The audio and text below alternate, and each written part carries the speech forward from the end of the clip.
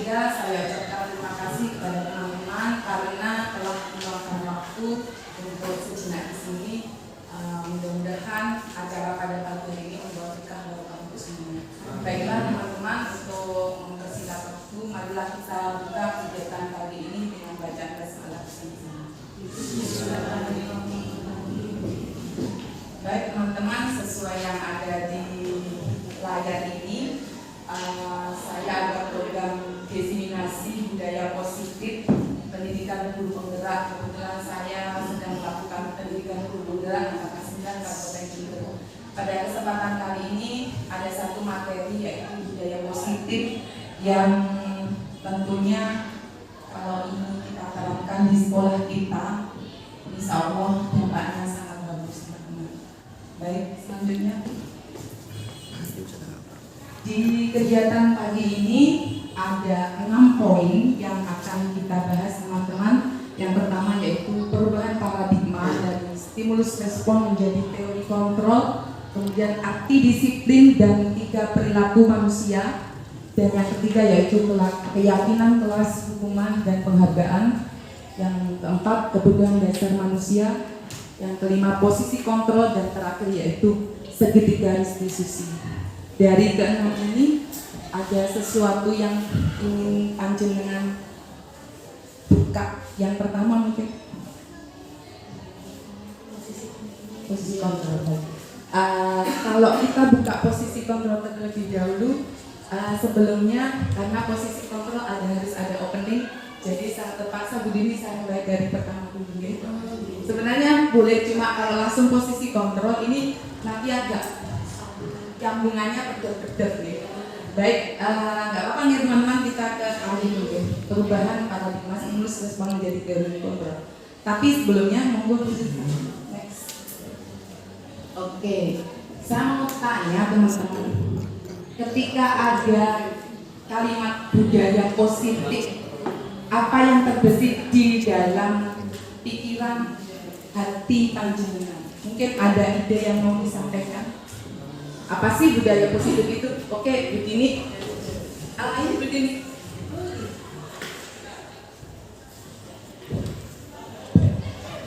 Apa itu budaya positif menurut begini? Ketika saya mendengarkan atau membaca budaya positif itu kan adalah suatu kebiasaan. Jadi kebiasaan yang positif, kebiasaan yang bisa memberikan dampak positif kepada lingkungan sekitar dan dirinya sendiri. Terima kasih. Tepuk tangan untuk ibunya.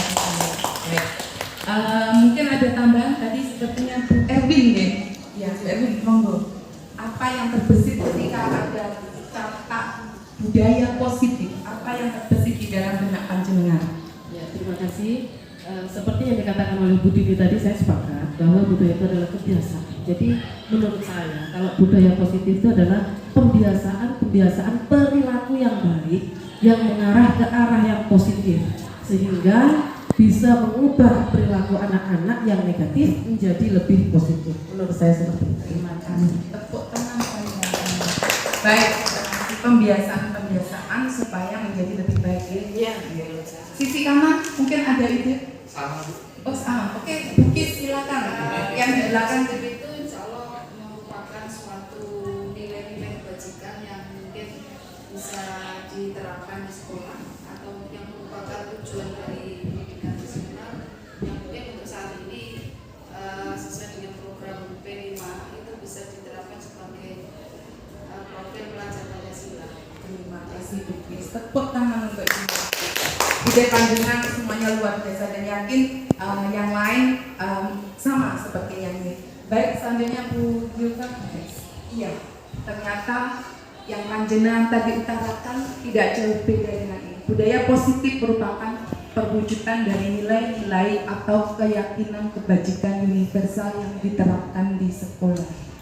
Dari kata-kata ini, yang asing menurut panjenengan yang mana? Iya, judulnya apa? Kebajikan universal. Apa itu kebajikan universal teman-teman? Oke, iya, kebaikan. Next, Bu Julfa. Oke, next. Betul sekali teman-teman. Nilai-nilai kebajikan universal yaitu sifat-sifat positif manusia yang merupakan tujuan mulia yang ingin dicapai setiap individu.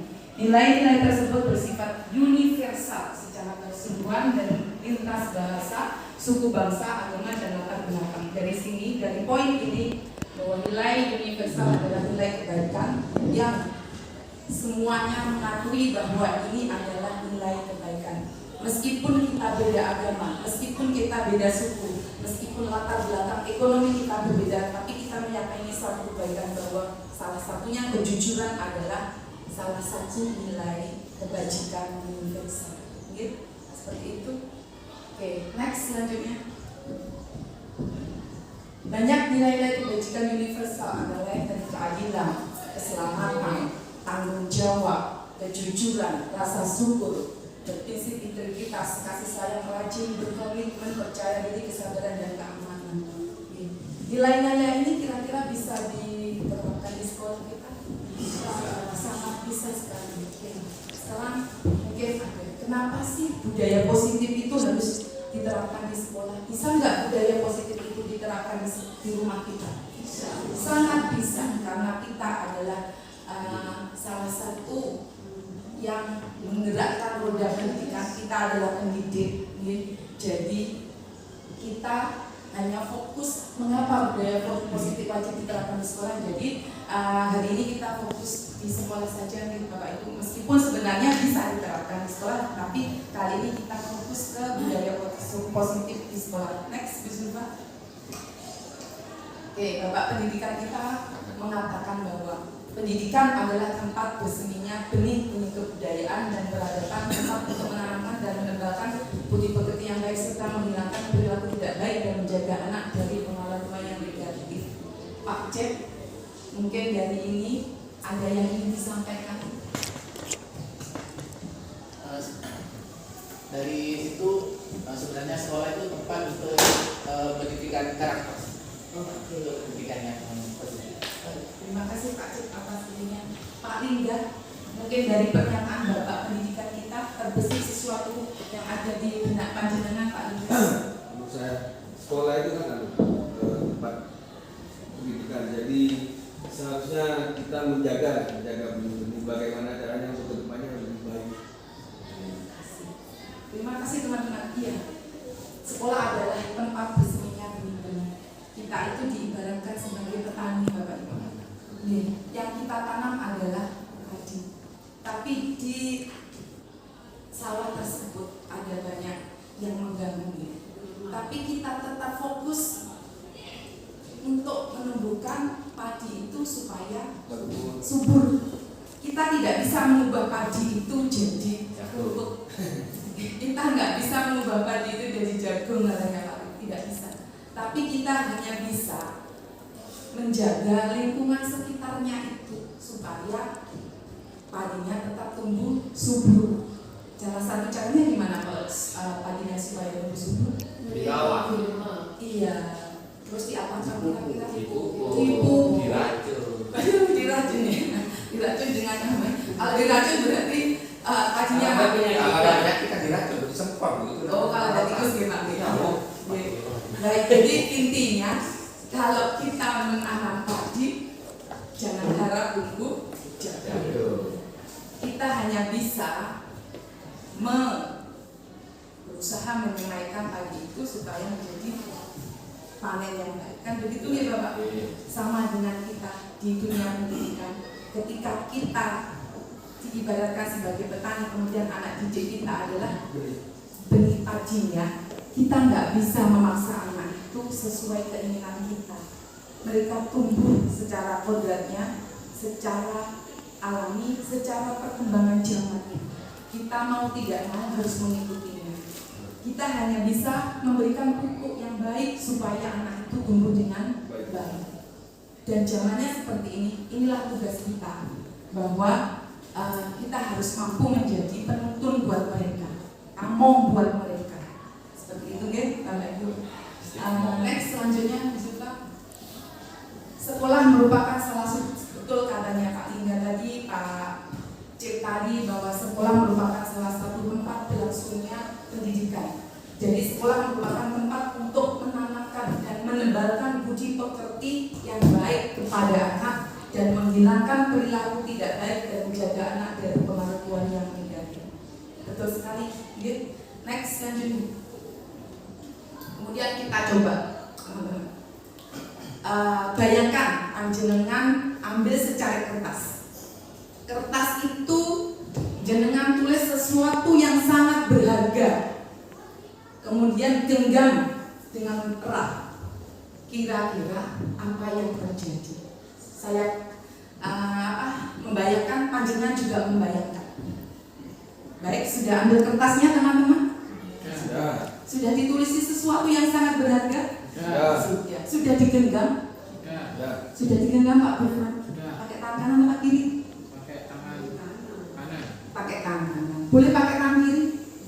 Boleh. Sangat boleh. Sekarang Pak Gufron saya pengen ngerti. Ada Pak Lingga di samping jenengan. Pak Lingga pengen berusaha keras. Apa sih yang dipegang? Kira-kira Pak Gufron melepaskan apa tidak? Mau Pak Gufron?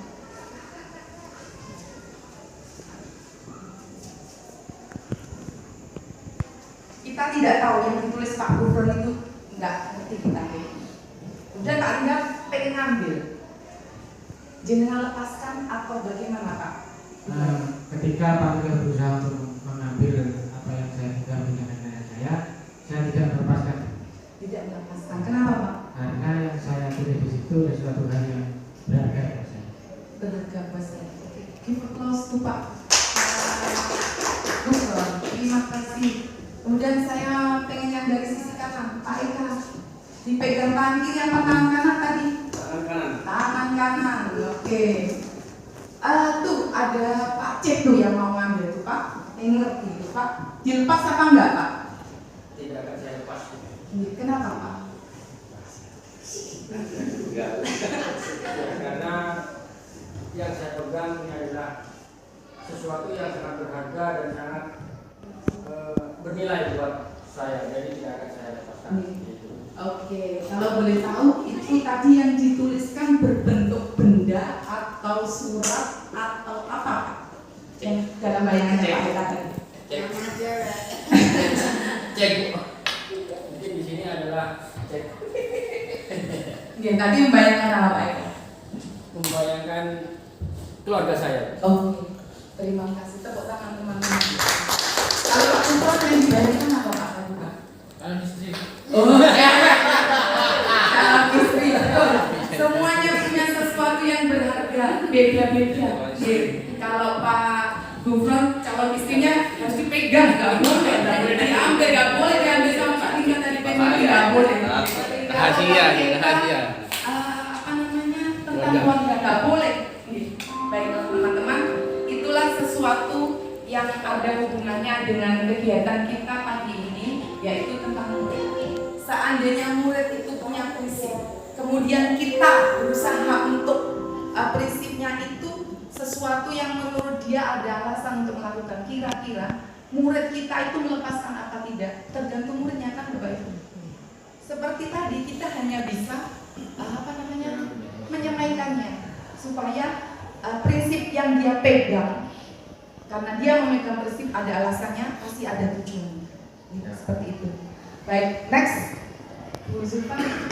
Nah, inilah poin yang pertama, yaitu perubahan paradigma pola pikir kita sebagai pendidik. Stimulus respon menjadi teori kontrol. Jadi kita itu berusaha mengontrol karena kita kesehariannya dengan peserta didik, dengan murid, apa sih yang harusnya kita kontrol? Next, Bu Zulfa. Pertama, ilusi, bayangan. Guru mengontrol murid. Panjenengan pernah terbesit seperti itu? Ya selama ini seperti itu. Betul sekali. Kita bisa mengendalikan. Iya. Selama ini kita seperti itu. Iya betul. Kita bisa sebagai guru kita mengendalikan, terus kemudian ilusi bahwa kritik dan membuat orang merasa bersalah dapat menguatkan karakter. Contoh misalkan, Budini, kok pakai itu? Seharusnya jenengan tuh enggak pakai itu gini-gini. Itu kan mengkritik ya. Kita kadang-kadang mengkritik siswa, betul. Nah, itulah yang harus kita mulai merubah mindset, pola seperti itu. Next, Bu, saya sebentar mohon maaf. Tapi bukankah kritik itu bagus? Nanti selanjutnya sebentar ya.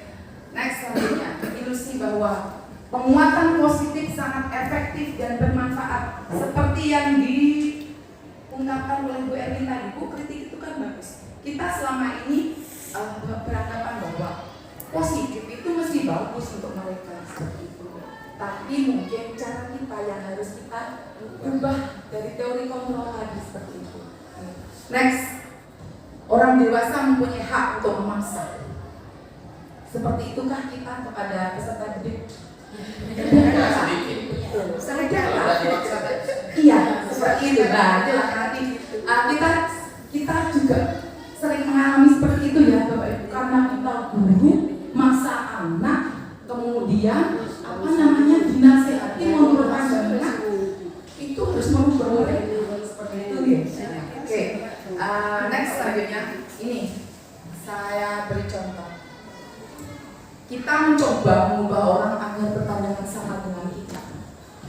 Kita kan selama ini seperti itu kan, biar murid-murid kita itu seperti itu. Tapi kita itu harus mengontrol pola pikir kita bahwa kita berusaha memahami orang lain tentang dunia. Maksudnya seperti itu bahwa mereka beda pendapat dengan kita harus maklum. Jadi kita tidak bisa memaksa seperti itu. Menurut kita kasih kritikan bagus menurut kita, tapi belum ternyata mereka melakukan seperti itu tuh ada alasan. Seperti nanti saya akan kasih contoh ya. Next. Perilaku buruk dilihat sebagai suatu kesalahan. Contoh, seandainya kita melihat murid kita yang berperilaku kurang baik, pasti kita berikan salah hari ini. Pasti kan selama ini kan. Nah, tapi kita harus mulai mengontrol teori kita bahwa semua perilaku yang dilakukan murid itu pasti ada alasannya. Nanti kita juga akan tahu kenapa sih si A itu kok mesti terlambat, si B kok bajunya nggak mau dimasukkan. Nanti kita akan ada cara menyelesaikannya. Kemudian orang lain bisa mengontrol saya. Sekarang hanya Anda yang bisa mengontrol saya. Seperti kita bisa mengontrol murid, ternyata murid itu juga punya prinsip bahwa saya yang bisa mengontrol diri saya sendiri. Kemudian saya bisa mengontrol orang lain. Anda tidak bisa mengontrol orang lain. Kemudian kadang-kala pemaksaan ada pada saat rujukan gagal. Kadang-kala kita kan memaksa anak sudah dibujuk ke anak kita, dibujuk nggak mau, akhirnya dipaksa. Ini kita sudah mulai ubah polanya bahwa kolaborasi dan konsensus menciptakan pilihan baru. Jadi kita berkolaborasi dengan mereka, bukan memaksa. Next, model berpikir menang dan kalah, tapi kita sekarang harus berpikir menang dan menang. Salah satu untuk meningkati permasalahan siswa. Next, Bu Zulfa. Oke. Relax sebentar.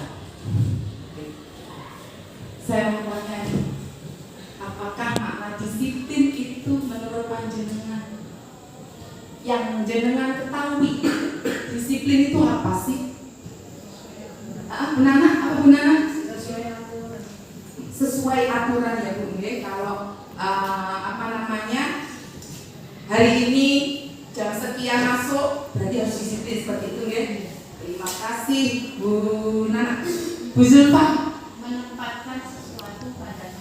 Menempatkan sesuatu pada tempatnya. Oke, Pak Arif.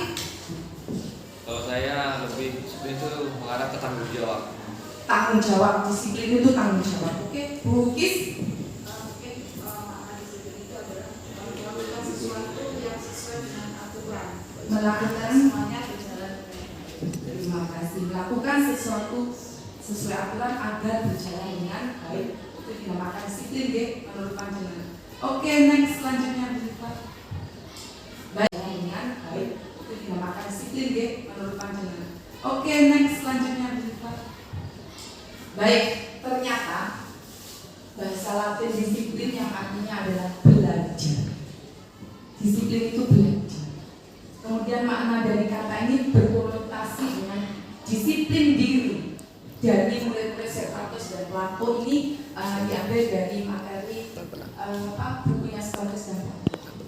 Kemudian disiplin diri membuat orang menggali potensinya menuju sebuah tujuan apa yang dihargai. Dari sini kalau saya menangkap bahwa disiplin itu dengan disiplin diri. Next, selanjutnya. Next. Sebelum itu. Ini. Namun dalam budaya kita, budaya Indonesia, makna kata disiplin telah berubah menjadi sesuatu yang dilakukan seseorang pada orang lain untuk mendapatkan kepatuhan. Mungkin kan budaya Indonesia kan seperti itu. Iya, disiplin patuh aturan. Kecenderungan umum lagi yaitu menghubungkan kata disiplin dengan ketidaknyamanan. Kalau nggak disiplin nanti pasti ada salah, kan nggak nyaman. Kalau nggak disiplin nggak nyaman. Padahal bukan dengan apa yang kita hargai atau pencapaian suatu tujuan mulia. Ini yang terjadi di kita sekarang ini seperti itu. Kalau nggak disiplin kan nggak nyaman seperti itu. Oke, next selanjutnya. Ternyata untuk menumbuhkan itu disiplin itu ada teori motivasi perilaku manusia. Manusia melakukan disiplin satu karena ingin menghindari ketidaknyamanan atau hukuman, ya kan? Kita terlambat datang, gak enak saya, gak enak kan gitu ya. Murid datang terlambat, takut dihukum, kan seperti itu. Apa yang akan terjadi jika saya tidak melakukan ini karena melakukan sesuatu karena ketidaknyamanan atau merasa takut kena hukuman, itu karena dari eksternal, bukan dari diri kita, kan? Gak enak saya datang jam 7 kurang 7 gak enak saya sama bapak kepala sekolah kan seperti itu. Itu karena kita belum ada internalnya, belum ada. Kemudian motivasi eksternal lain yang sepertinya pernah saya pun merasakan untuk mendapatkan imbalan dari orang lain atau institusi. Contoh, kita datang tepat waktu, dapat reward kan pengennya gitu, ada yang gitu kan. Saya pun juga merasakan itu, pengen dihargai, pengen dapat reward ya. Tapi sebenarnya disiplin itu datangnya dari motivasi internal untuk menghargai diri dan menjadi insan yang sesuai dengan harapan kita. Inilah sebenarnya maksud kita menerapkan ke anak didik kita. Jadi supaya anak didik kita itu tidak takut akan hukuman, tapi kita nanti merubah pola kita berpikir supaya anak itu sadar diri.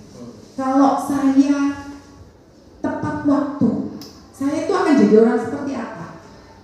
Kalau saya nanti belajar dengan sungguh-sungguh, saya akan jadi orang seperti apa? Inilah yang akan kita munculkan sebenarnya. Kita mulai tanamkan kepada peserta didik kita dengan memberikan pupuk kayak orang menanam padi tadi, ya. Nah, jadi kita itu berusaha membuka motivasi internal mereka supaya menghargai diri mereka sendiri, bukan takut karena wali kelasnya, seperti itu. Gitu. Next. Merdeka. Ini kata Bapak Pendidikan kita, yaitu terlepas dari perintah. Tidak hanya terlepas dari perintah, tapi juga cakap membuat, memerintahkan diri sendiri. Itu sebenarnya teori ini sangat bagus dan mudah-mudahan bisa diterapkan di sini. Jadi dengan harapan mudah-mudahan anak-anak nanti secara internal, kalau semuanya sudah internal, memang butuh proses. Tidak seperti membuat mie instan, tidak bisa. Butuh proses dan butuh pengubahan pola pikir. Jadi cakap membuat perintah diri sendiri. Next, selanjutnya. Budaya positif kita bahas saja di sekolah nih Bapak Ibu nih. Bagaimana menciptakan budaya positif ini? Pertama, kita bisa melalui kesepakatan kelas. Kesepakatan kelas beda dengan peraturan kelas. Selama ini kita peraturannya kelas tidak boleh coret-coret kan gitu nih. Nanti kita bahas juga. Kemudian dari kesepakatan kelas akan kalau kelas semuanya kita itu sudah punya kesepakatan bahwa datang tepat waktu itu ada nilai kebajikan universalnya, anak akan tertanam bahwa dia akan melakukan sendiri dengan sendiri tanpa paksaan. Ya. Kemudian di keyakinan kelas diyakini oleh warga kelas. Warga kelas terdiri dari siapa? Iya. Bapak Ibu gurunya warga kelas juga. Guru dan siswa. Iya, Bapak guru juga warga kelas. Jadi kesepakatan kelas ini tidak hanya untuk siswa. Jadi nanti apa yang dilakukan siswa, apa yang dilakukan guru, itu nanti menjadi sebuah kesepakatan. Kalau kesepakatan itu dilaksanakan, akan terciptalah budaya positif. Seperti itu. Contoh, siswa datang tepat waktu. Otomatis yang dilakukan guru datang tepat waktu. Sama-sama saling menghargai. Nilai kebajikannya adalah saling menghargai. Peserta didik menghargai guru, guru juga menghargai peserta didik. Next, kemudian lingkungan positif. Dari situlah akan tercipta lingkungan positif di sekolah kita.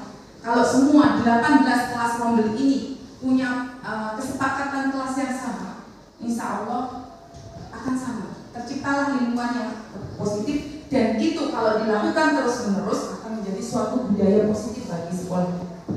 Seperti itu, oke, Bapak Ibu. Oke, next. Oke, poin 3. Keyakinan kelas, hukuman dan penghargaan. Saya ingin tahu teman-teman keyakinan kelas itu apa? Gimana? Sesuatu yang sudah disepakati di kelas, itu kesepakatan itu bernilai kebajikan universal kah? Iya, harus benar betul. Jadi kesepakatan kelas itu harus bernilai kebajikan universal. Kemudian kalau hukuman, apa sih hukuman Pak Lingga? Kadang-kadang kita secara tidak langsung, nanti saya hukum kamu kan seperti itu nih. Kita itu kadang belum bisa mengontrol emosi kita. Kita belum bisa memposisikan diri kita. Nanti ada teori kontrol. Apa Pak Lingga? Mungkin adanya kesalahan, maksudnya ketika siswa itu mungkin telat masuk. Iya. Jadi kan biar ada kejurannya, jadi kita adakan hukuman. Oh, tidak hukuman.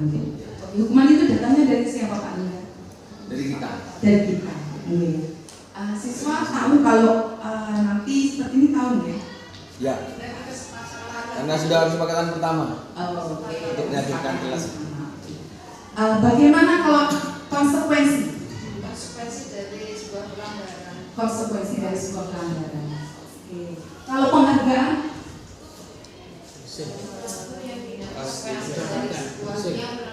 Sesuatu yang didapatkan dari hal yang positif. Dari hal yang positif. Kalau yang negatif tidak perlu dihargai. Oke, itu Bapak.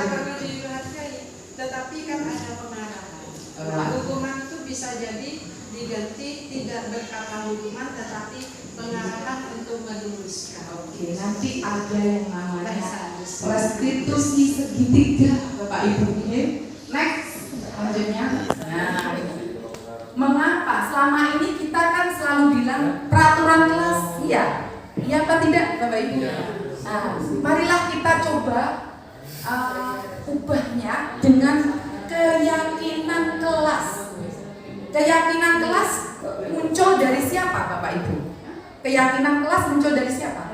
Warga kelas. Kesepakatan warga kelas.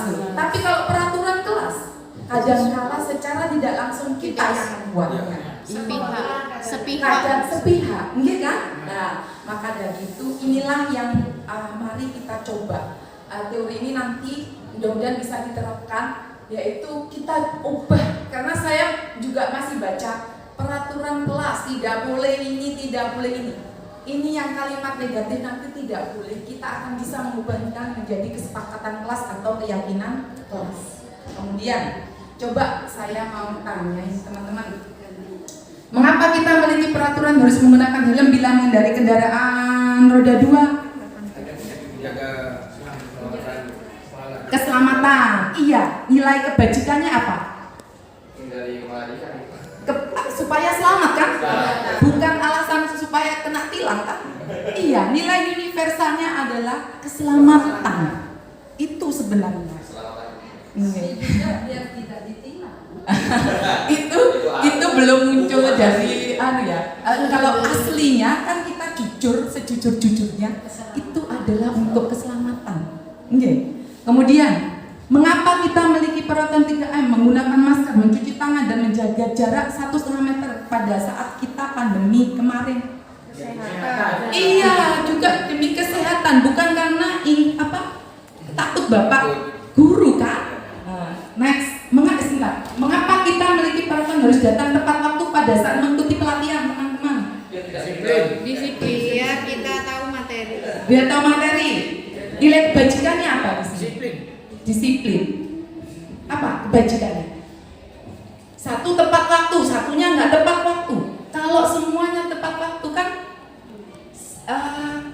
langsung dimulai nih. Nilai kebajikannya apa?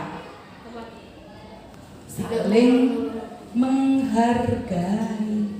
Iya kan? Oh iya, Pak itu datang tepat waktu, aku juga datang. Jadi saling menghargai. Seandainya semuanya saling menghargai, terlambat tidak akan pernah terjadi. Iya, menapa mboten? Iya kan?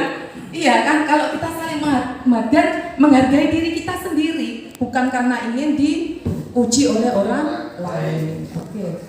Baik, untuk mendukung motivasi intrinsik supaya muncul nilai-nilai keyakinan lebih menggerakkan seseorang dibandingkan mengikuti serangkaian peraturan-peraturan.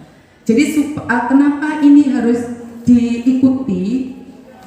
Kenapa kok enggak peraturan? Karena kalau peraturan itu biasanya iya dilanggar. Maksudnya kalau keyakinan kelas itu akan muncul dari diri sendiri bahwa anak-anak itu seandainya jam pelajaran keluar berapa menit, kalau dari dirinya sudah muncul, oh iya 2 menit ya 2 menit, kan seperti itu. Inilah PR kita supaya itu tertanam kepada peserta didik kita. Jadi mereka keluar bukan karena ingin sesuatu tanpa kendali mereka sendiri, ya seperti itu. Next, selanjutnya, nih saya mau tanya nih teman-teman. Semuanya mayoritas wali kelas, nggih. Kembalikan barang ke tempatnya. Kalau peraturan kelas, jangan dipindah-pindah barangnya.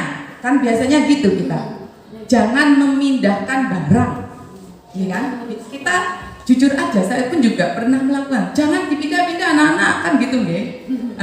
Ini sebenarnya itu peraturan, tapi bisa kita ubah menjadi keyakinan kelas. Nah, keyakinan kelas bernilai kebajikan universal. Seandainya ini sama kesepakatan anak-anak nih, kembalikan barang ke tempatnya, nilai kebajikannya apa? Tanggung jawab. Selain tanggung jawab, disiplin bukan nilai universal. Disiplin adalah memunculkan diri sendiri untuk menghargai diri sendiri. Kalau nilai universalnya apa? Selain tanggung jawab, Bukis naruh tempatnya, Bu Nana naruh tempatnya. Iya betul, saling menghargai. Kalau si Bu Dini barang sembarangan, kan nggak menghargai yang lain yang telah memberikan ke tempatnya, seperti itu. Kemudian hadir di sekolah 15 menit sebelum pembelajaran dimulai. Nilai universalnya apa Bapak Ibu? Nilai kebajikan. Apa Pak Gufron? Saling menghargai juga. Jadi teman saya datang tepat waktu, saya pun juga harus ini. Sama-sama saling menghargai. Kemudian bergantian atau menunggu giliran. Bisa saling menghargai juga. Kemudian gunakan masker. Nilai kebajikannya apa? Menjaga kesehatan, betul. Keselamatan kesehatan. Seperti itu. Jadi nanti harapan kita panjenengan bisa membuat keyakinan kelas. Ini mungkin bisa kita mulai di semester depan ya Bapak Ibu. Semester depan kan seperti itu. Kita bisa mulai mempraktekkan apa yang kita dapatkan hari ini. Oke, next selanjutnya. Nah, oke. Tadi katanya Pak Lingga hukuman itu karena seseorang melakukan kesalahan, pelanggaran. Menurut teori ini apa sih sebenarnya? Dan kita pun sering. Kamu kalau enggak saya hukum loh kan gitu ya. Nah, itulah yang harus kita ubah Bapak Ibu. Next Bu Zulfa. Hukuman bersifat satu arah. Kita yang menentukan. Nggih napa mboten? Iya, mau nggak mau saya pun juga merasakan ini. Ya Allah, ternyata gini ya saya ini. Nah, kemudian dari pihak guru yang memberikan, anak-anak pasti nggak berani. Iya, kemudian bisa berupa fisik, bisa berupa maupun psikis. Kalau fisik, misalkan panjenengan karena kalian tidak mengerjakan PR, saya hukum. Seandainya itu ada kesepakatan kelas, pasti mereka tidak akan merasa sakit hati ketika melaksanakan hasil yang tidak mereka lakukan. Seandainya di awal pembelajaran panjenengan gini, anak-anak kita buat keyakinan kelas yuk, kesepakatan kelas yuk. Seandainya nanti tidak mengerjakan PR, kesepakatannya apa? Yang kita yakini apa teman anak-anak? Muncul dari mereka, bukan kita yang menentukan. Tapi kalau hukuman biasanya muncul dari seorang guru karena kita terpengaruh emosi. Kalau anaknya bingung, kita memberi itu apa? Bingung anak-anak ini kan rata-rata Dipandu, dituntun. Kita adalah among. Kita adalah among. Iya. Iya. Asalkan kita tidak serta-merta. Kalau Pak Arif gini, kalau kamu gimana? Pandu dulu, pasti mereka akan bisa. Gitu ya. Iya. Jadi memaksa dari kan? Bukan, dipandu, diajak untuk berunding anak-anak kesepakatan. Siap. Seperti itu. Kemudian kadang-kadang perbuatan kita, kata-kata kita, jujur saya pun juga pernah mengalami ini. Kalau nggak jujur, enggak, saya nggak pernah. Enggak, saya pernah. Seperti itu. Jadi hukuman bersifat searah. Mudah-mudahan kita tidak menggunakan kata-kata hukuman lagi. Nanti ada yang tepat Bapak Ibu. Next, selanjutnya. Disiplin yang sudah bermakna positif terbagi dua bagian, yaitu disiplin dalam bentuk konsekuensi. Ini nanti kita bisa mengarahkan ke konsekuensi. Disiplin dalam bentuk restitusi. Bapak Ibu tahu restitusi? Sudah tahu apa belum? Apa Bu Kisi?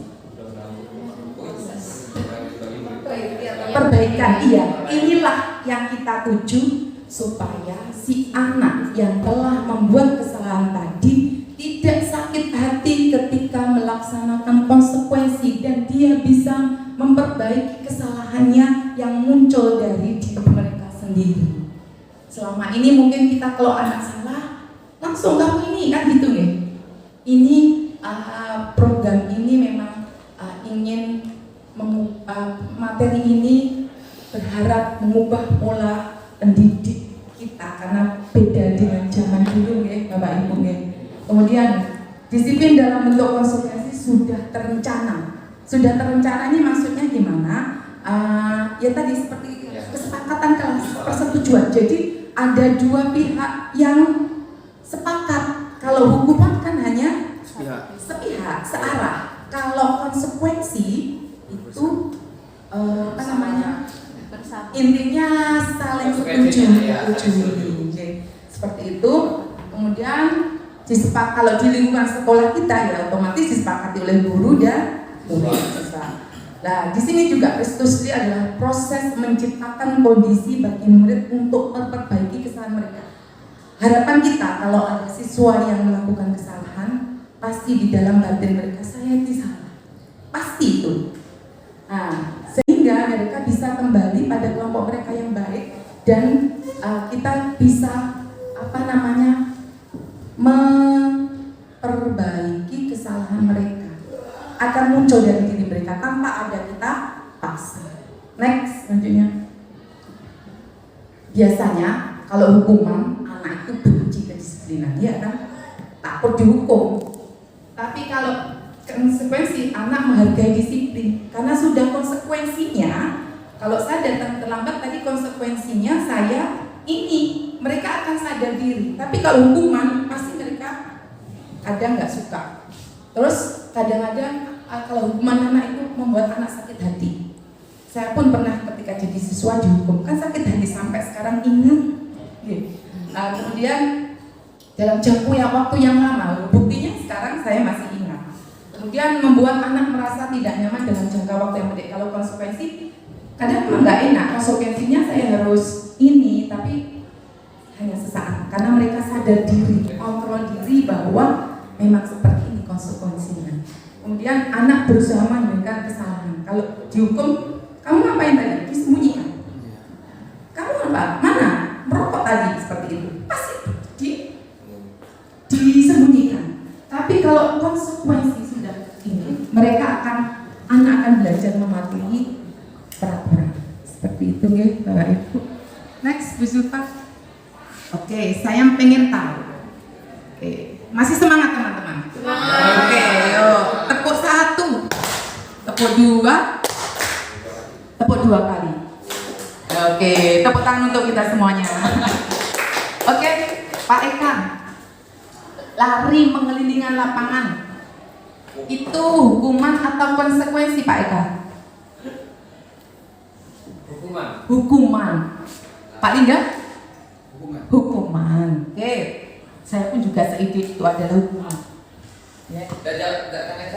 Sebentar. Ini Pak Arif, ini Pak Arif. Menulis 100 bisa sanksi, bisa hukuman ya? Baik, kalau konsekuensi ada nilai kebajikannya. Kesepakatan kelas itu ada nilai kebajikannya. Tapi kalau panjenengan lari mengelilingi lapangan itu suatu konsekuensi. Kira-kira nilai kebajikannya muncul apa tidak? Sehat.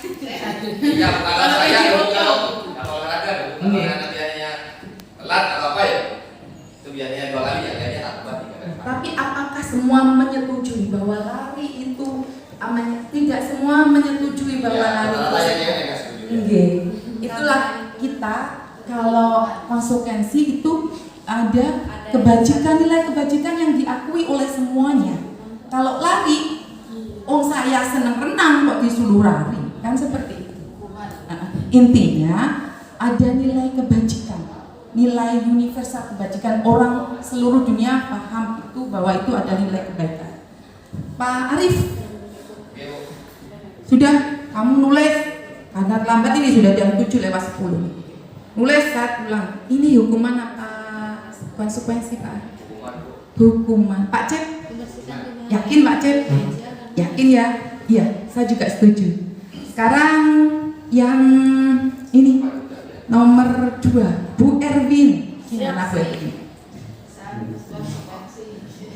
Membersihkan tumpahan air di meja karena tersinggol ketika menulis. Hukuman atau konsekuensi? Konsekuensi, Bu. Bagaimana Bapak Ibu? Semuanya menyetujui bahwa itu konsekuensi karena itu ada nilai kebajikannya. Iya, karena menumbuhkan rasa tanggung jawab atas kesalahan anak itu sendiri. Betul sekali. Nggih, seperti itu nggih. Kalau tadi lari, kesehatan belum tentu semua orang bilang bahwa lari itu menyehatkan. Nggih, seperti itu beda. Kemudian, nggih, ya, boleh. Tapi tidak semua. Kalau 100 kali itu. Nah, gitu nggih. Oke, tapi kalau saya tetap itu adalah hukuman. Kemudian menggantikan kertas teman karena dicoret-coret. Pak Cep nyoret konsekuensi. Kenapa Pak Cep? Untuk tanggung jawab dia. Tanggung jawab dia kenapa? Untuk mengerti atasnya itu. Oke. Tanggung jawab. Baik teman-teman, hukuman, sanksi, konsekuensi kira-kira sudah terbesit, ada sesuatu pencerahan di benak panjenengan yang selama ini sering kita lakukan, ternyata ada sesuatu yang mungkin harus diubah pola pikirnya. Ya, seperti itu. Next, Bu Zulfa. Ya, sekarang saya mau sharing ya teman-teman.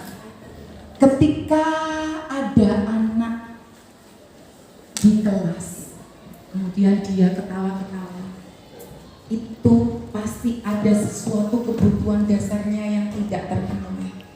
Ketika anak nyolong-nyolong ke kantin, pasti ada kebutuhan dasar mereka yang tidak terpenuhi. Cuma kadang-kadang kita menganggap itu mereka berpuasa.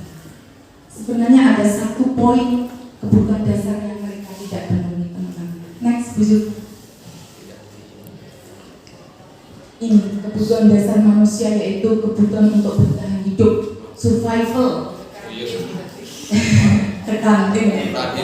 Kasih sayang dan rasa ditemani, love and belonging, kebebasan, freedom, kesenangan, fun dan penguasaan power. Contoh, kita sering melihat murid kita, nih, kantin nyolong-nyolong.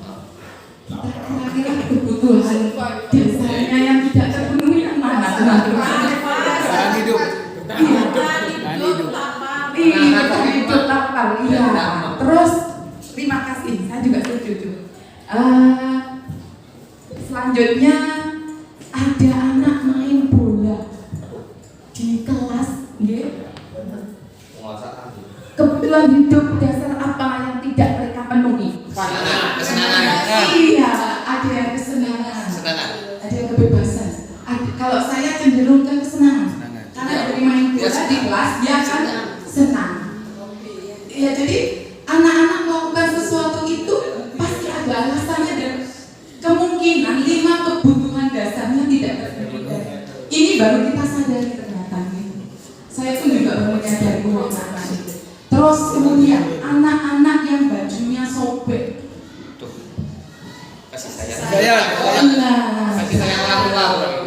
Dia mungkin kemungkinan kekurangan kasih sayang, kemungkinan dan kita kadang-kala tidak bisa mengontrol posisi kita. Nanti kita ada posisi. Kemudian next, Bu Zulfa. Penguasaannya. Nih. Kemudian kalau kita melihat anak didik kita lari ke kantin, nyolong-nyolong itu nih. Nah, ini. Nah, ini. Ngapain kamu? Ngapain?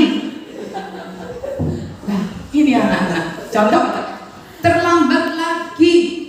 Selalu datang, kapan kamu bisa terlambat? Kapan?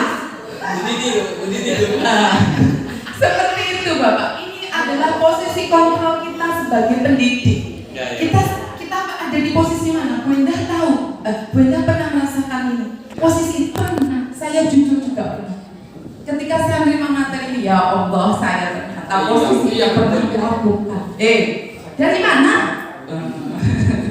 Dari inilah, Bu. Nanti kita akan ada. Terus ini nggak boleh, pasti ada penyelesaiannya. Kemudian jadi kita mengontrol kita memposisikan diri kita sebagai pendidik untuk menghukum anak. Next. Seandainya tadi Pak Eka, kamu terlambat lagi. Kemarin terlambat. Bagaimana rasanya? Kamu terlambat lagi. Terlambat lagi. Gimana Pak Eka rasanya? Sakit. Oh, sakit ya. Tapi anak sini senang Bu. Dan inilah yang akan kita coba menerapkan. Jujur kalau saya digitukan, ya Allah, tadi saya cepet-cepet, kok terlambat gitu. Begitu nggak ngerti sih kondisi saya, kan seperti itu. Tapi kadang-kadang seorang penghukum tidak mau tahu di belakang alasan anak. Kadang-kadang. Ternyata ibunya sakit. Seperti itulah nanti kita akan kita ubah dan kita mencoba. Next, akibatnya dari menghukum karena kita kemungkinan murid itu akan marah. Awas kemudian bisa jadi sudah duduk di kelas dia nyolek-nyolek karena mantul dimarahi oleh saya yang terlambat. Iya. Atau karena mantul karena dia merasa nggak benar, harga dipocok dan ini mas bedanya boleh nggak nih? Itu kemungkinan yang bisa terjadi. Mungkin apa benar Bapak Ibu? Iya. Karena kita mendukung siswa. Oke, next. Posisi kontrol kita apakah ada di sini? Next. Membuat orang bersalah.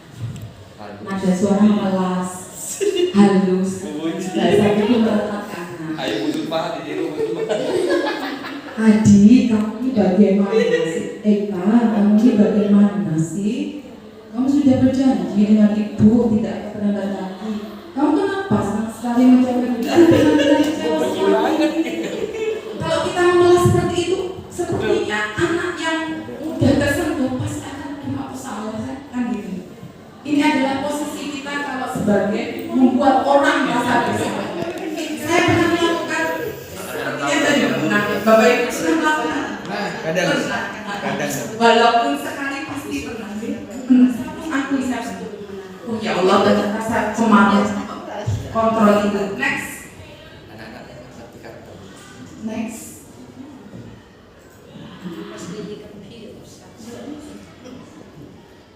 Sabar, Saya sudah sabar. Sudah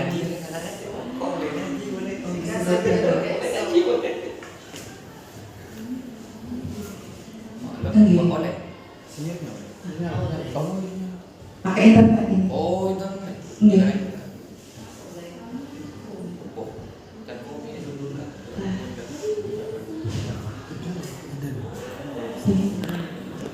Jadi posisi membuat orang lain merasa bersalah. Akibatnya apa teman-teman? Murid akan merasa bersalah.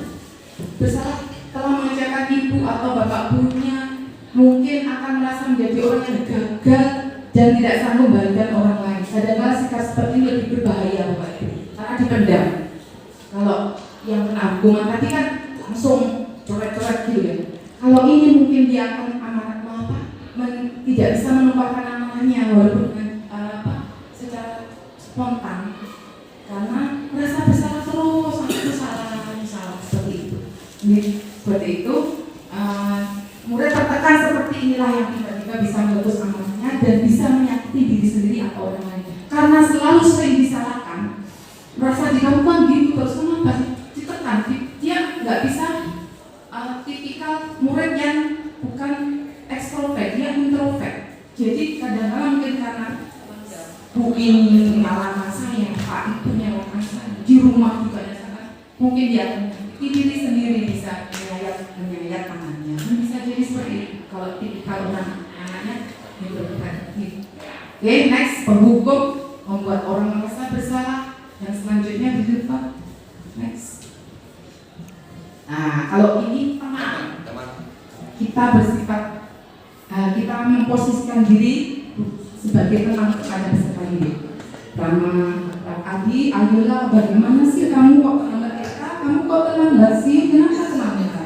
Sambil apa? Kenapa Eka?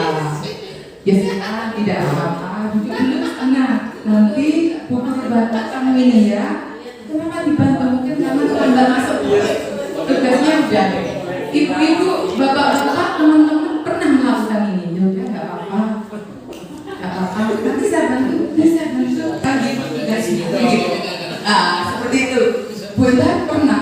Oh saya banget. Pacir. Kalau dengar makanya.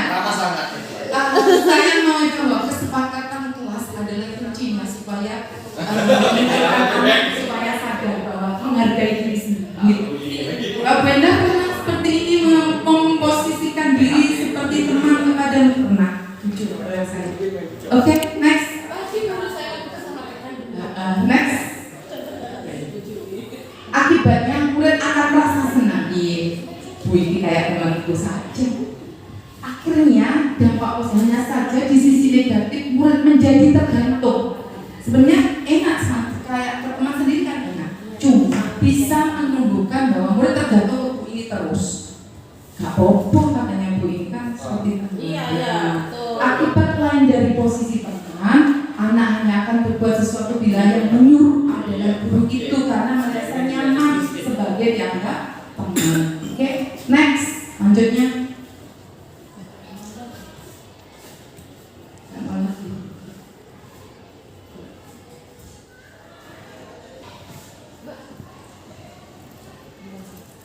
Oke, pemantau. Apa sih tipe pemantau? Kita posisi sebagai pemantau. Adi, tahukah kamu jam berapa sekarang? Jam 7, Pak. Kamu terlambat 15 menit. Tunggu. Data, memantau itu data. Oke. Next, lanjut. Akibatnya, murid memahami sanksi yang harus dijalankan karena telah melanggar salah satu aturan sekolah. Guru tidak menunjukkan suatu emosi. Di pemantau, apakah tadi guru marah? Tidak. Santai, datar, tidak ada emosi yang keluar. Kemudian harus tinggal di kelas, jam istirahat dan menjaga. Semuanya sadar, tapi dia hanya mantau. Guru tetap harus akibatnya guru harus tetap memonitor karena harus ditunggu. Gak boleh istirahat guru. Iya, karena gurunya harus monitor, pemantau. Jangan pernah melakukan ini. Belum. Semoga tidak. Iya.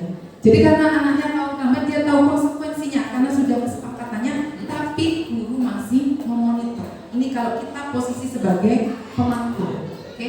Next, terakhir manajer. Inilah sebenarnya yang kita posisikan diri kita sebagai manajer. Nada suara tulus, bahasa tubuh tidak kaku, mendekat ke murid. Contoh, Adi, apakah kamu mengetahui jam berapa sekolah dimulai? Tahu Pak, jam 7. Iya, jadi kamu terlambat. Kira-kira bagaimana kamu akan memperbaiki masalah ini? Memperbaiki masalah ini pasti nanti akan muncul. Saya kemarin mencoba 2 anak Pak, muncul sendiri di kelas. Kamu kemarin itu berbuat salah nggak? Iya. Mau memperbaiki salahnya? Mau. Dengan cara apa? Muncul sendiri ternyata. Iya. Baik Bu, bisa juga. Apakah besok akan ada masalah? Saya akan bangun lebih awal. Dia punya pemecahan masalah sendiri. Jadi kita memposisikan sebagai manajer. Ini posisi kontrol kita. Bagaimana perasaan dilakukan seperti ini, Pak Gufron? Kalau ditanya seperti itu, sakit hati? Tidak. Pak Cek? Senang? Senang. Merasa gimana Pak? Dihargai. Oke, next selanjutnya. Ini yang terakhir. Inilah kalau ada anak-anak seperti itu tidak sesuai dengan kesepakatan kelas. Ini adalah salah satu pemacaran adalah segitiga restitusi. Apa sih? Panjenengan baru tahu? Baru tahu ini? Ya. Itu sama halnya kayak menurut saya, Bu. Semacam remedial dan pengayaan semacam seperti itu ya. Segitiga restitusi? Ya. Oh, bukan. Ya, kita coba cek. Yuk, next. Nah, segitiga restitusi adalah ketika ada sesuatu anak melakukan berbuat yang tidak benar. Karena tidak berbuat yang benar itu pasti salah satunya tidak sesuai dengan kebajikan, nilai-nilai kebajikan universal ataupun kesepakatan kelas. Karena kesepakatan kelas bermakna nilai kebajikan universal. Kan berarti dia membuat suatu kesalahan. Langkah yang pertama yaitu menstabilkan identitas. Biar anak itu stabil dulu. Paham dulu. Next, sebentar. Kemudian langkah selanjutnya validasi tindakan yang salah. Dan langkah yang terakhir yaitu menanyakan yang benar. Bagaimana ini? Kita coba. Yuk, next. Menstabilkan identitas. Kenapa harus kita stabilkan? Contoh, jenengan sering menghadapi anak yang tidak memasukkan baju. Nggih.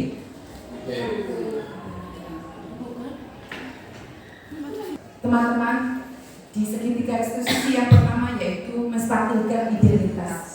Ini untuk membuat anak yang merasa gagal, kan karena gagal berbuat baik, berbuat salah menjadi positif terhadap dirinya. Contohnya seperti ini. Nah, kamu tadi ngapain kok loncat pagar kan? Berbuat salah loncat pagar itu wajar. Tidak ada manusia yang sempurna. Itu sih kalau kita memposisikan sebagai manajer. Oke, kalau kamu terus ini, apakah kamu bisa belajar dari diri sendiri ya? Seperti itu. Seperti itu Bapak. Kalau kita mungkin kalau sebagai penghukum, kamu ngapain? Udah panggil, ngapain? Nah, seperti itu. Itu kalau kita memposisikan sebagai penghukum. Tapi kalau kita memposisikan sebagai manajer, pertama kita menstabilkan identitas dulu, identitas anak yang saya yakin dalam lubuk hatinya pasti salah sebenarnya. Ya, Pasti kita stabilkan dulu. Bunda pernah melakukan itu, nggak tepat waktu, nggak bukan waktu seperti itu. Itu stabilkan. Next, lanjut. Segitiga yang kedua, validasi tindakan yang salah. Ini tujuannya untuk membantu siswa mengenali kebutuhan dasar yang ingin dipenuhinya ketika melakukan kesalahan itu. Contoh tadi, anak di kantin, kebutuhan dasar yang tidak dipenuhi mungkin adalah makan untuk survive atau tidak sarapan.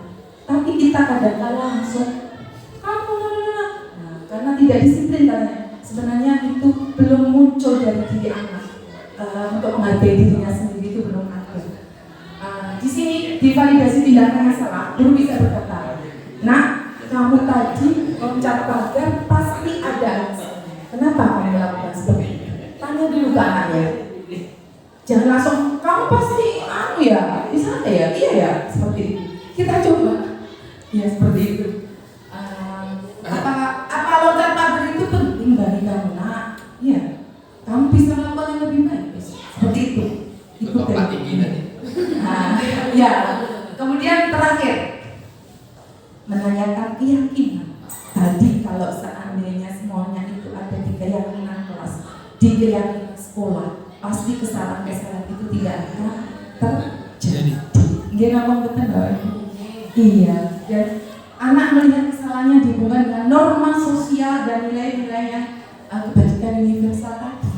Kalau anak itu sudah ya saya kurang baik ini seperti itu. Kamu ingin jadi anak seperti apa kalau kamu melakukan seperti itu? Bagaimana rasanya kalau kamu salah terus gimana rasanya? Terus kamu kalau bisa memperbaiki kesalahan, jadi anak seperti apa? Itu bisa kita lakukan sedikit demi sedikit.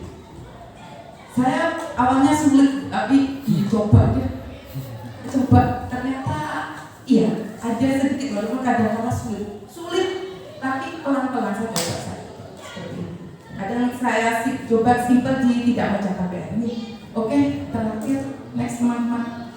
Saya mau pengen tahu teman-teman, ini ada kasus Sabrina hari itu bangun terlambat dan terburu-buru sampai di sekolah. Dia pun akhirnya sampai di gerbang sekolah, tapi baru menyadari kalau tidak menggunakan sepatu hitam seperti tertera di peraturan sekolah.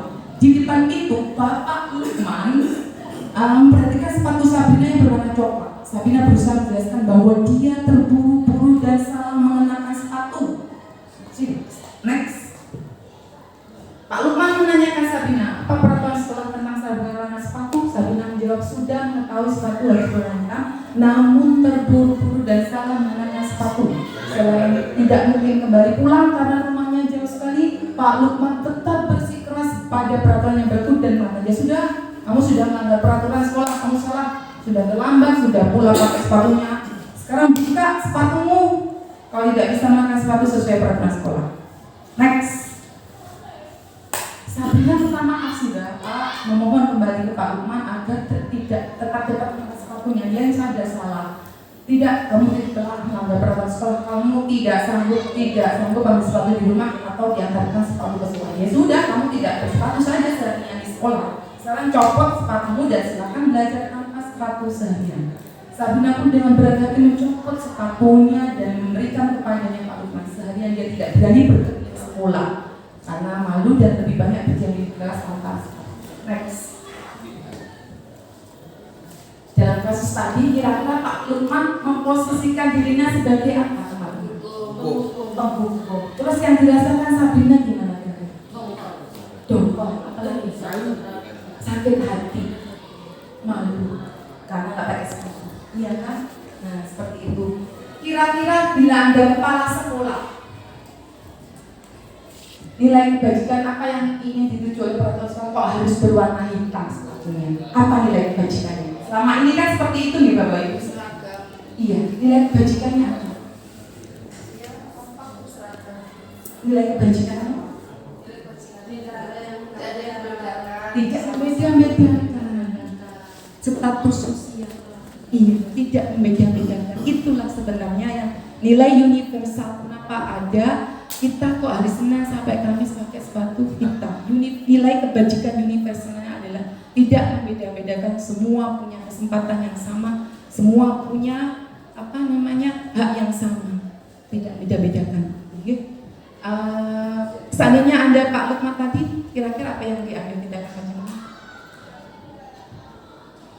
ya intinya sebaiknya kalau yang toleran seperti konsekuensi itu lebih mengarah ke berdamai dan kita toleransi. Berkoordinasi dan intinya siswa tahu salahnya, memperbaiki salahnya. Itu poin dari pemanfaatan sertifikat diskusi. Begitulah teman-teman materi diseminasi budaya positif yang ingin saya sampaikan. Sekarang saya ingin tahu, Pak Arif, perasaan panjenengan ketika mengikuti kegiatan diseminasi ini bagaimana Pak Arif? Pertama, satu mendapat ilmu. Kenapa merasa Mendapat ilmu Bu Ilmu, tentang oke. cara menindaklanjuti siswa yang bermasalah terutama. Terima kasih Pak Arif. Bu Zulfa, apa yang panjenengan rasakan setelah mengetahui materi dari bla bla bla tadi? Bu Zulfa, yang panjenengan rasakan apa Bu Zulfa? Kesiswaan yang berarti. Bertindak lebih positif lagi Bu. Maksudnya kegiatannya ini gimana Bu Zulfa? Anda merasa gimana? Saya lebih tahu tentang kondisian Memposisikan kita. memposisikan diri kita di dalam kelas atau di dalam sekolah. Terima kasih. Bu Nana, oke, setelah mengetahui materi budaya positif gimana yang Bu Nana rasakan dari kegiatan ini? Bu Nana merasa sedih? Tidak, maksudnya gini, ketika dari materi ini kita bisa bicara baik-baik dengan siswa. Oke. Tiap kesalahan siswa tidak langsung kita potong, tetapi ajaklah bicara. Apa maunya kamu kok begini terus? Oke, jangan diulang. Baik. Jangan diulang sebab-sebabnya. Nah, itu seperti itu dan itu pun sudah saya lakukan. Alhamdulillah Bu Nana, mudah-mudahan dengan materi ini kita bisa menerapkan tujuan dari segitiga restitusi. Meskipun dalam kita gak mungkin Bu, everything is possible. Bukan nggak mungkin Bu. Kok. Ya salah satu nggak mungkin itu karena apa, tapi everything is Ini tantangan possible. Makanya. Tantangan kita karena apa? Lingkungan kita. Iya, itulah Jadi, kita harus berat untuk kita. membudayakan budaya positif. Kita lihat seperti ya, itu. saya kan tiap Sabtu tiap jaga itu yang tidak memakai asruk, ya itu saja. Iya. Padahal Sudah itu diingatkan. sudah tiap hari Sabtu sudah Mungkin dikasih karena ya kan? salah satu kebutuhan Nah, dasar di situ. anak didik dan tidak terpenuhi. Yes. Orang tuanya Terima juga. kasih. Terima kasih teman-teman atas atas materi, atas kesempatannya teman-teman. Mudah-mudahan materi ini membawa manfaat barokah untuk kita semua. Kita benar-benar menjadi pendidik yang among kepada peserta didik kita. Amin. Terima kasih. Assalamualaikum warahmatullahi wabarakatuh. Waalaikumsalam warahmatullahi wabarakatuh. Tepuk tangan untuk kita semua.